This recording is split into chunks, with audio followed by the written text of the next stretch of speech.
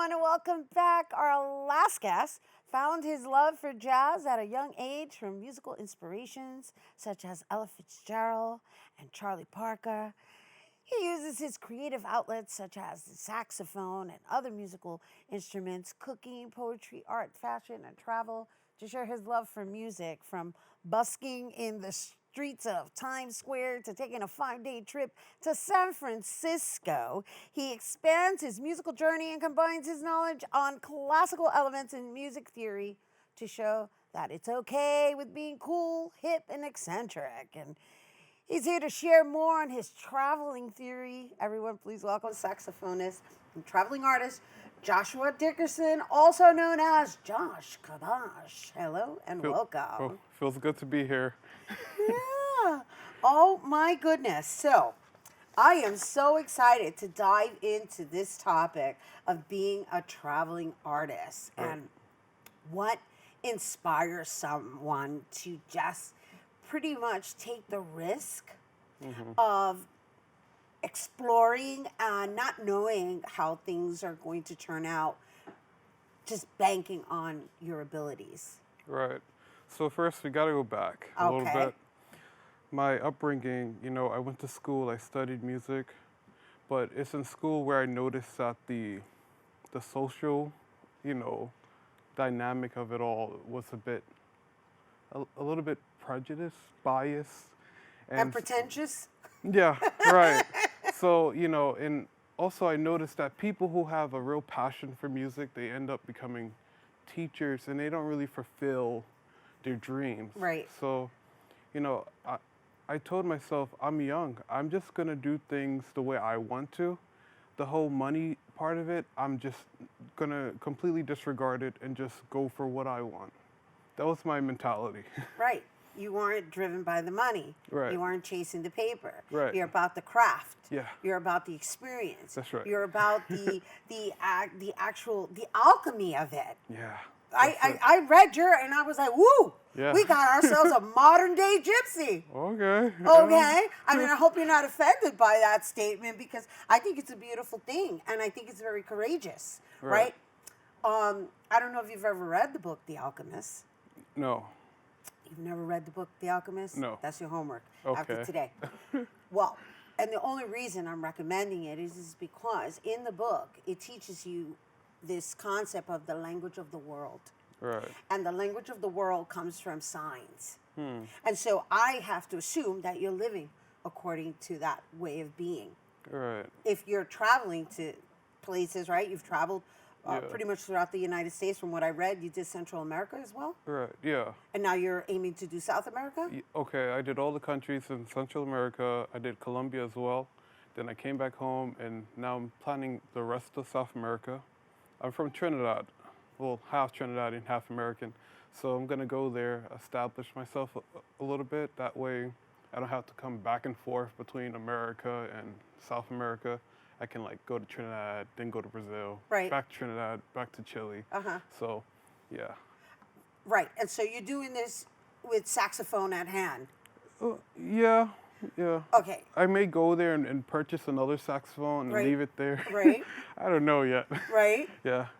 Right, but let's talk about how you're doing this. Let's talk about your beginning stages to where you are now. Right. Okay. So, I think I should start with the spiritual aspect, because you mentioned I was a gypsy and stuff. So my whole thing about it also was to walk in faith. So many people told me, when you go to Mexico, they're gonna kidnap you. The cartel's gonna get you. No one got me. So, I went there, had an amazing time. I met so many beautiful people, and people who really took me in. I did get robbed. I gotta say that. You got robbed in Mexico? Yeah. So it wasn't all perfect, but right. When I did get robbed, all the people said, "Hey, come on, we got you. Let me stay." And and I traveled through Monterrey, Mexico City, Merida, Tulum, Cancun. So, the with whole... saxophone at hand. Yeah, on my back.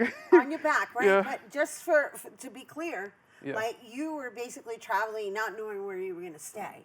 Oh, yeah. It was pure faith.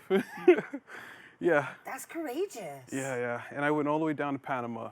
I actually drove through Mexico, and then when I got to Belize, um, well, an incident happened where I had to like bust my car window because someone stole my car keys, and so También. yeah. Oh my gosh, you went through some serious adventures. No, it's okay. It's okay. It's my fault because I was kind of walking in ignorance, and Right. I was like a target, and I didn't even know it. Right, So right. anyway, I go to Belize. I get there with no window, so I'm like, I better just get rid of this car. And luckily, someone just bought it, you know, and I paid $900 for the car, and I sold it for $1,000. Wow, you made profit Yeah, too. so whatever. Whoa, Yeah. businessman at that. Yeah, so you know, I got rid of it. I got a backpack, and I just kept going down to Panama.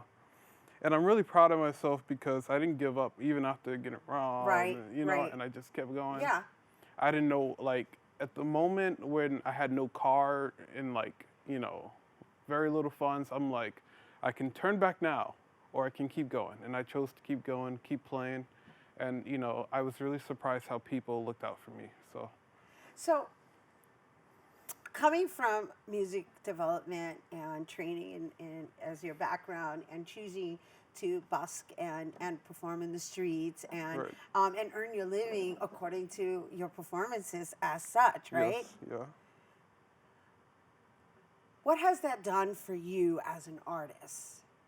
Like, how are you walking into 2024 feeling? Are you feeling accomplished? Are you feeling? Is there a sense of fulfillment that you know you've received in this choice, this path you've chosen to take, Right.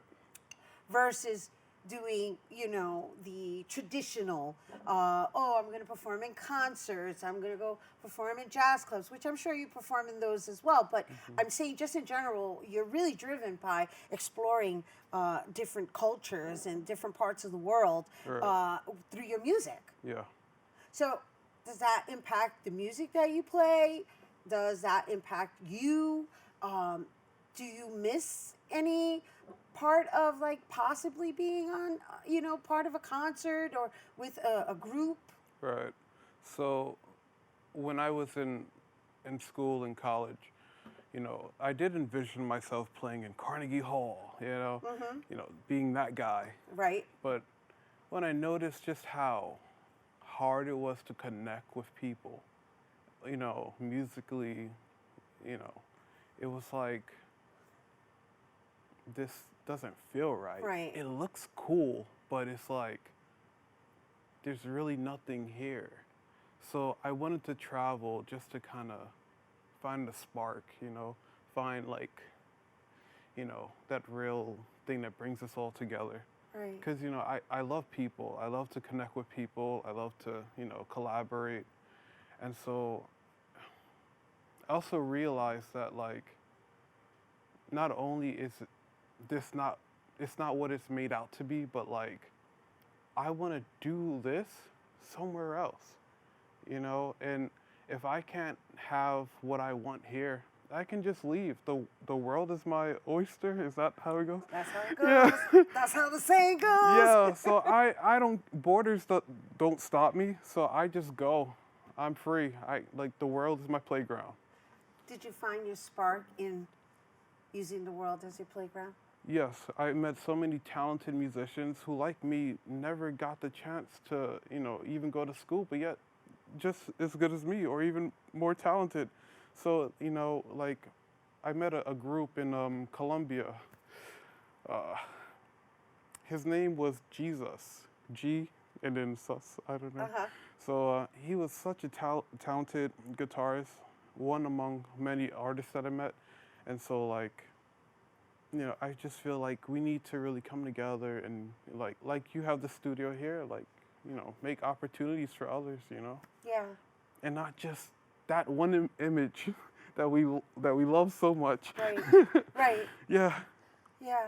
I get it. I get it. Okay. And I'm picking it up and I'm taking it in because I love that the level in which you shared with us, right? I feel it and I'm sure our viewers feel it because it's more than fame and money. Yeah. It's more our existence is more than that. Right. And that's what you've chosen in life, Yes. as far as I'm concerned. And everything you've shared is like, I've just chosen to be with people and be with cultures and explore the world so that I can live full out. I gotta say something. Money is important. I'm chasing money too. Right. I didn't give up on money. Right. So let's just say that now. Right.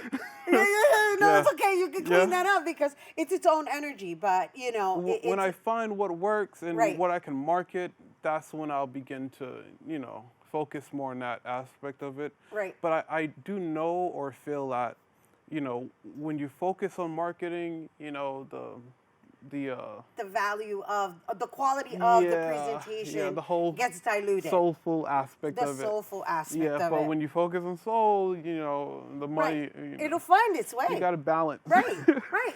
Balance is the key word. That's my favorite word, actually.